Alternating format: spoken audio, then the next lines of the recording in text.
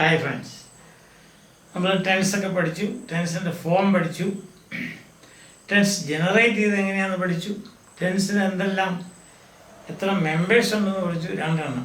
രണ്ട് ഭാഗങ്ങൾ.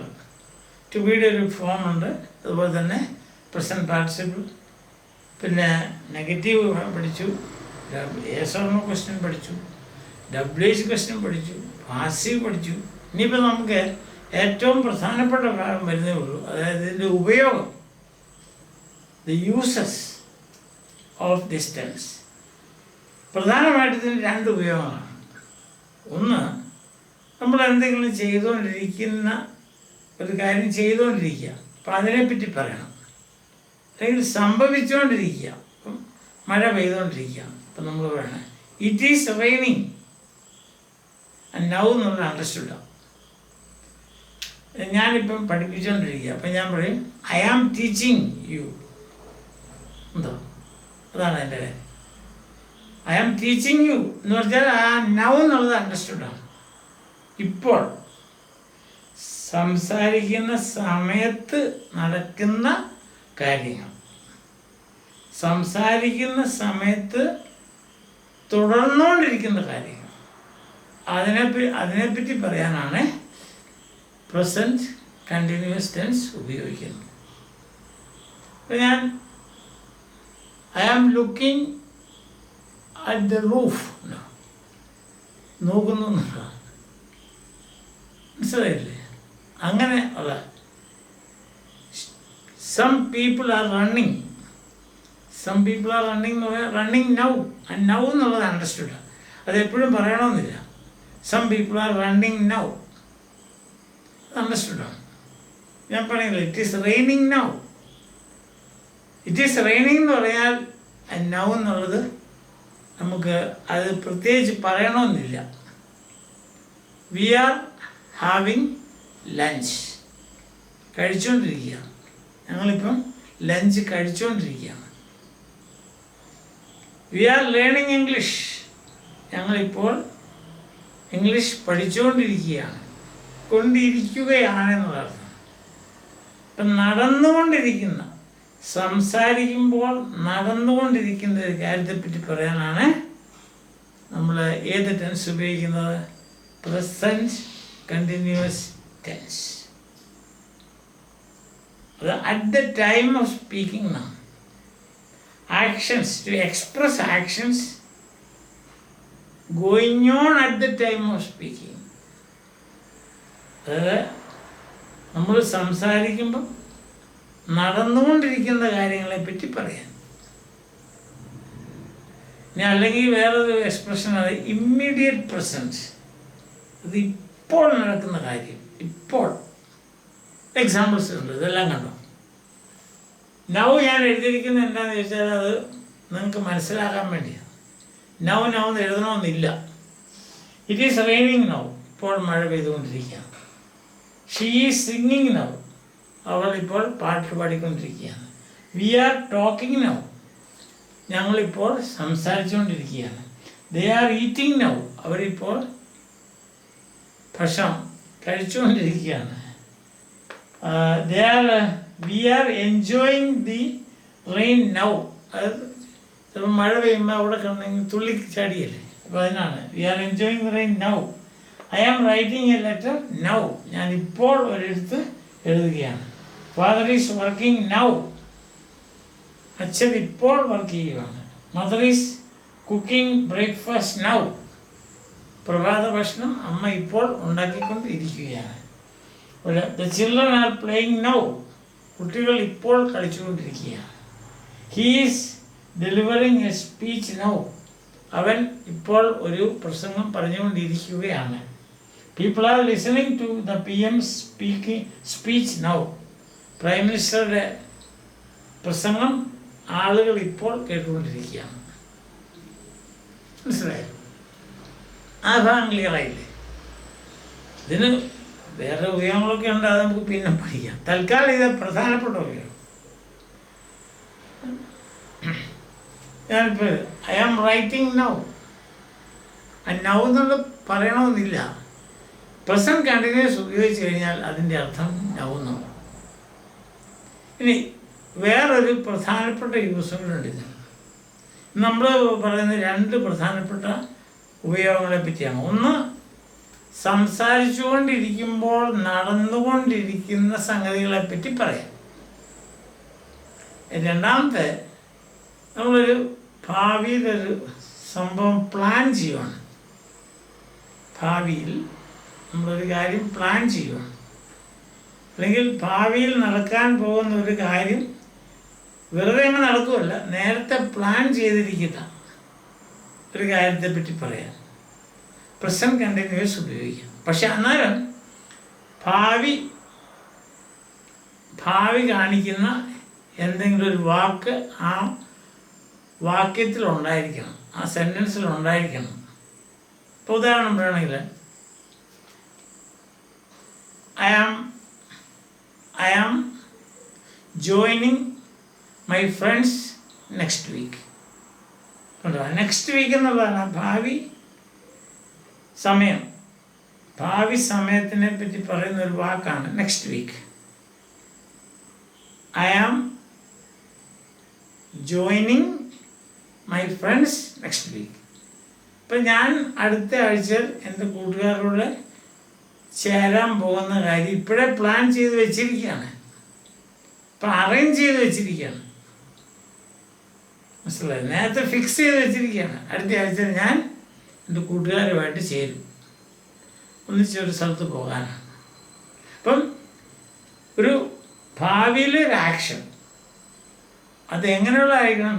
നേരത്തെ പ്ലാൻ ചെയ്ത് വെച്ചിരിക്കണം. അത് അങ്ങനെ ആ സെൻറ്റൻസിൽ എന്തു വേണം? ആ സെൻറ്റൻസിൽ ഭാവി കാലം കാണിക്കുന്ന അല്ലെങ്കിൽ കുറിക്കുന്ന, ഭാവി കാലം കുറിക്കുന്ന എന്തെങ്കിലും ഒരു വാക്കോ അല്ലെങ്കിൽ ഒന്നിലധികം വാക്കുകളോ ഉണ്ടായിരിക്കണം. ഇത് എക്സാമ്പിൾ ഉണ്ടല്ലോ, ഇതുണ്ടോ? My friends are leaving for America next week. ഇപ്പം എൻ്റെ ഫ്രണ്ട്സ് അടുത്ത ആഴ്ചയിൽ അമേരിക്കയ്ക്ക് പോവുകയാണ്. ഇപ്പം ഇന്നേ അവർ പ്ലാൻ ചെയ്ത് വെച്ചു, പക്ഷേ ആ സെൻറ്റൻസിനകത്ത് നെക്സ്റ്റ് വീക്ക് എന്നുണ്ട്. എൻ്റെ കൂട്ടുകാർ അടുത്ത ആഴ്ചയിൽ ഉണ്ടോ? അടുത്ത ആഴ്ച എന്നുള്ളത് ഭാവിയെ കുറിക്കുന്ന അല്ലെ ഭാവിയെ കാണിക്കുന്ന ഒരു സമയമാണ്. ഭാവി സമയം നമ്മളോട് പറയുവാണ് എന്നാണ്, കാരണം നേരത്തെ പ്ലാൻ ചെയ്ത് വെച്ചിരിക്കുകയാണ്. രണ്ടാമത്തെ സെൻറ്റൻസ് ഉണ്ടോ? അതായത് he is starting a new job next month. ഇപ്പോൾ ജോലിയുണ്ട്, പക്ഷേ അത് വിട്ടു. അടുത്ത മാസം പുള്ളി എൻ്റെ ഫ്രണ്ട് അവൻ ഒരു പുതിയ ജോലി തുടങ്ങാൻ പോകുന്നു. അപ്പം അതിനെ അവസാനത്തെ വാക്ക് കണ്ടോ? നെക്സ്റ്റ് മന്ത് അല്ലെങ്കിൽ നെക്സ്റ്റ് വീക്ക്, അങ്ങനെ എന്തെങ്കിലും കാണും. അത് മൂന്നാമത്തെ സെൻറ്റൻസ് ഉണ്ടോ? I am meeting my friends this evening. ഞാൻ എൻ്റെ കൂട്ടുകാരെ ഇന്ന് വൈകുന്നേരം കാണും. ഭാവിയാണ്. ഇന്ന് വൈകുന്നേരം, ഞാൻ രാവിലെ ഇത് പറയുന്നു. I am meeting my friends this evening. ഇന്ന് വൈകുന്നേരം ഞാൻ എൻ്റെ കൂട്ടുകാരെ കാണും. സംഗതി ഭാവിയാണ്, പക്ഷേ ഉപയോഗിക്കുന്ന സെൻസ് ഏതാ? ടെൻസ് ഏതാ? Present continuous tense. പക്ഷെ അതിനകത്തൊരു പോയിൻ്റ് ഉണ്ട്. ദിസ് ഈവനിങ് എന്നുള്ള വാക്കുണ്ട്. I am meeting my friends എന്ന് പറഞ്ഞാൽ ഞാൻ ഇപ്പോൾ മീറ്റ് ചെയ്യുന്നു എന്നർത്ഥം. അതേസമയം I am meeting my friends this week this evening എന്ന് പറഞ്ഞാൽ അതൊരു ഭാവി സംഗതിയാണ്, അത് പ്ലാൻ ചെയ്ത് വെച്ചിരിക്കുന്നതാണ്, അതിന് മാറ്റമില്ല. അപ്പം നമ്മൾ ഇംഗ്ലീഷിൽ പറയും പ്ലാൻഡ് ഫ്യൂച്ചർ ആക്ഷൻ എന്നാണ് പറയുന്നത്. ഫ്യൂച്ചർ ആക്ഷനാണ്, പക്ഷെ അത് പ്ലാൻ ചെയ്ത് വെച്ചിരിക്കുന്നതാണ്. അങ്ങനെയുള്ളൊരു സംഭവത്തെപ്പറ്റി പറയാൻ പ്രസൻറ്റ് കണ്ടിന്യൂസ് ഉപയോഗിക്കാം. അതാണ് അതിനകത്ത് പോയി. അടുത്ത സെൻറ്റൻസ് നോക്കി. My parents are arriving tomorrow. My parents are arriving എന്ന് മാത്രം പറഞ്ഞാൽ ഇത് അവർ വന്നുകൊണ്ടിരിക്കും, ഞാൻ പറയുന്ന സമയത്ത്. അതേസമയം my parents are arriving tomorrow, phone വിളിച്ച് എന്നോട് പറഞ്ഞു അവർ നാളെ വരുമെന്ന്. ഞാൻ വെയിറ്റ് ചെയ്യാണ്. ഇതൊക്കെ എയർപോർട്ടിലൊക്കെ നമ്മളിങ്ങനെ they are arriving next Wednesday ഇപ്പം നമ്മൾ റെഡിയാണ് അവിടെ പോയി നിൽക്കണം, മാലയൊക്കെ ആയിട്ട് അങ്ങനെ നിൽക്കണം. അടുത്ത സെൻറ്റൻസ് നോക്കിയേ, he is visiting his parents on Monday. ഉണ്ടോ? അപ്പം അത് നേരത്തെ ഫിക്സ് ചെയ്ത് വെച്ചിരിക്കുകയാണ്. അല്ലെ സൺഡേ ആയിക്കോട്ടെ, ഹോളിഡേ ഇല്ല, നേരത്തെ ഫിക്സ് ചെയ്ത് വെച്ചിരിക്കുകയാണ്. ഏത്? അടുത്ത തിങ്കളാഴ്ച പേരൻസിനെ കാണാൻ പോവുക, വിസിറ്റിംഗ്. ഈ രണ്ട് ഉപയോഗങ്ങളാണ് പ്രധാനമായിട്ടുള്ളത്. ബാക്കി ചെറിയ ചെറിയ ഉപയോഗങ്ങളൊക്കെ ഉണ്ട്, അതൊക്കെ ഇതിനകത്ത് തന്നെ വരും. അതുകൊണ്ട് അത് കഷ്ടപ്പെടണമെന്നില്ല. നമ്മളിപ്പോൾ പറയുകയാണ്, ഒരു സംഭവം നടക്കുകയാണ്. The climate is changing. The climate is changing now എന്ന് പറഞ്ഞാൽ അതിൻ്റെ ദീസ് ഡേയ്സ് അല്ല this year the climate is changing. അങ്ങനെയൊക്കെ നമ്മൾ അത്രയും ഞാൻ പറയും, നിങ്ങളെ ബുദ്ധിമുട്ടിക്കുന്നില്ല. അത് നമുക്ക് പിന്നീട് ഞാൻ പറയാം അതിനെപ്പറ്റി. തൽക്കാലം നമുക്ക് ഈ രണ്ട് കാര്യം പറയാം. ഒന്നാമത്തെ ഏറ്റവും പ്രധാനപ്പെട്ട സംഗതി എന്ന് പറഞ്ഞാൽ, ഇപ്പോൾ പറഞ്ഞുകൊണ്ടിരിക്കുമ്പോൾ നടക്കുന്ന കാര്യങ്ങളെപ്പറ്റി പറയുവാനാണ് പ്രസൻറ്റ് കണ്ടിന്യൂസ് ഉപയോഗിക്കുന്നത്. വേറെ ടെൻസുകളൊക്കെ ഉണ്ടല്ലോ, അപ്പോൾ അന്നേരത്തേക്ക് നമുക്കിതിനെ കമ്പയർ ചെയ്യാം. രണ്ടാമത്തെ ഉപയോഗം എന്ന് പറഞ്ഞാൽ, നമ്മൾ ഒരു ഭാവിയിൽ സംഭവിക്കാൻ പോകുന്ന നേരത്തെ മുൻകൂട്ടി നിശ്ചയിച്ചിരിക്കുന്ന ഒരു കാര്യം ഭാവിയിൽ സംഭവിക്കുന്നു. A planned future action. My parents are arriving next week. He is starting a new job next month. I am meeting my friends this week or this evening. I am meeting my friends this evening. I am hosting a dinner tonight. Dinner I am ready to go. That is why tonight. We are leaving for Canada next year. അപ്പം അടുത്ത വർഷത്തേക്ക് ഇപ്പോഴേ plan ചെയ്ത് വെച്ചിരിക്കുകയാണ്. We are moving out of this place next Friday. ഞങ്ങൾ ഈ സ്ഥലത്തു നിന്ന് അടുത്ത ഫ്രൈഡേ പോവുകയാണ്. ഈ സ്ഥലം അടുത്തു, അതുകൊണ്ട് ഞങ്ങൾ പോകുന്നു. I am having an interview next Tuesday. അപ്പോൾ എനിക്കൊരു ഇൻ്റർവ്യൂ ഉണ്ട്, അത് പ്ലാൻ ചെയ്ത സംഗതിയാണ്, പക്ഷെ നടക്കുന്നത് ഭാവിയിലാണ്. We are arranging a picnic next week.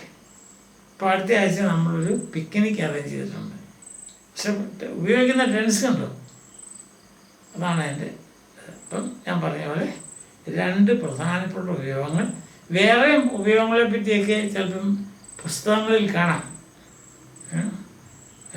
Grammar പുസ്തകങ്ങളിൽ വേറെ ഉപയോഗങ്ങളൊക്കെ കാണാം. പക്ഷേ അതെല്ലാം ഇതിനകത്ത് ഉൾക്കൊള്ളും. നമ്മൾ നോക്കിക്കഴിഞ്ഞാൽ ഈ സംഭവം തന്നെയാണത്. വേറെ രീതിയിലൊക്കെ പറയുന്നതേ ഉള്ളൂ. അതുകൊണ്ട് അതോർത്ത് വിഷമിക്കണ്ട. നമുക്ക് രണ്ട് പ്രധാനപ്പെട്ട ഉപയോഗങ്ങൾ, ഒന്ന്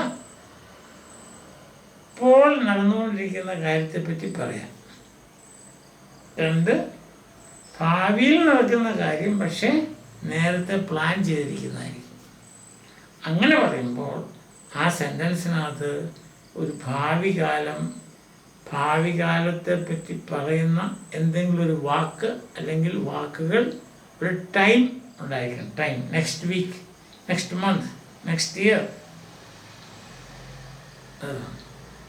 ദിസ് ഈവനിങ്, ടുനൈറ്റ്, ടുമോറോ, അതൊക്കെ ഭാവിയെ പറ്റി പറയുന്ന സംഗതികളാണ്. ടൈം കാണിക്കുന്ന, ഭാവി സമയം കാണിക്കുന്ന വാക്കുകളാണ്. Tomorrow, this evening, tonight, this afternoon, day after tomorrow, നാളെ കഴിഞ്ഞ് day after tomorrow, next week അടുത്ത ആഴ്ചയിൽ, നെക്സ്റ്റ് മന്ത് അടുത്ത മാസം, നെക്സ്റ്റ് ഇയർ അടുത്ത വർഷം. മനസ്സിലായില്ലേ? അതുണ്ടായിരിക്കണം, അല്ലെങ്കിൽ സംഗതി ശരിയായില്ല. അതാണ് അതിൻ്റെ കാര്യം. മനസ്സിലായല്ലോ? ഇപ്പം നമ്മൾ ഏതാണ്ട് ഇനി ഒരു ചെറിയ കാര്യം കൂടെ പറഞ്ഞിട്ട് നമുക്ക് ഈ പ്രസൻറ്റ് കണ്ടിന്യൂസ് ടെൻസിനെ പറ്റിയുള്ള നമ്മുടെ ആ ഡിസ്കഷൻ, അല്ലെങ്കിൽ നമ്മുടെ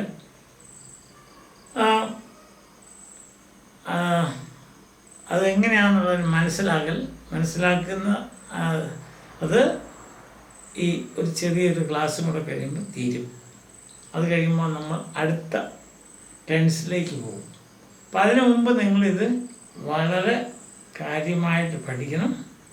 ടെൻസ് ജനറേറ്റ് ചെയ്യാൻ പഠിക്കണം. ഈ ടെൻസിൽ എങ്ങനെയാണ് പാസീവ് എഴുതാൻ എങ്ങനെയാണ് പഠിക്കണം. ഈ ടെൻസിൽ എങ്ങനെയാണ് നെഗറ്റീവ് ഉണ്ടാക്കുന്നത് പറയണം. ഈ ടെൻസിൽ എങ്ങനെയാണ് യെസ് ഓർ നോ ക്വസ്റ്റ്യൻ ഉണ്ടാക്കുന്നത്. ഈ ടെൻസിൽ എങ്ങനെയാണ് WH ക്വസ്റ്റ്യൻ ഉണ്ടാക്കുന്നത്. ഇങ്ങനത്തെ കാര്യങ്ങളൊക്കെ. അതുപോലെയല്ല ഈ ടെൻസിലൊരു WH ക്വസ്റ്റ്യൻ തന്നാൽ അതെങ്ങനെയാണ് സ്റ്റേറ്റ്മെൻ്റ് ആക്കേണ്ടത്, അല്ലെങ്കിൽ ഒരു യെസ് ഓർ നോ ക്വസ്റ്റ്യൻ തന്നാൽ അത് സ്റ്റേറ്റ്മെൻ്റ് ആകുന്നത് എങ്ങനെയാണ്. ഇങ്ങനത്തെ കാര്യങ്ങളൊക്കെ കുറേ കൂടി എക്സർസൈസൊക്കെ ചെയ്ത് പഠിക്കുക. Okay, so by.